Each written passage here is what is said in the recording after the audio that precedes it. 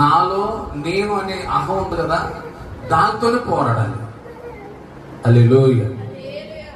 చాలా మందికి ఈ విషయం, ఇది లోతైన విషయం అన్నమాట. నేను అనే దానితోనే నీకు నాకు మనందరికీ ఎవరితో పోరాడాలి? నాలో నేను అనేది ఉంది అమ్మ, నాలో నేను అనేది ఉంది, దాంతో పోరాడాలి. దానితో పోరాడకపోతే సింహాసనం లేదు. నువ్వు ఎంత ప్రసంగాలు చేసుకోగాక, ఎన్ని పాటలు పాడుగాక, నువ్వు ఎంత అయినా చేయగాక, నువ్వు దాన్ని జయించాలి. దాన్ని జయిస్తేనే నీ సింహాసనం. అందుకని పౌలు నేను క్రీస్తులో సిలువబడ్డాను, నేను వేయబడ్డాను అన్నాడు అంతే. ఇప్పుడు ఆయనలో నేను లేదే కాదు. కొంతమంది అంటారు నేనంటే ఏంటి తెలుసా, నేనంటే ఏంటి తెలుసా, అదే అహం అంటే. అదే నేను సింహాసనం పోనీదు, అదే నేను పరలోకాన్ని పోనీదు.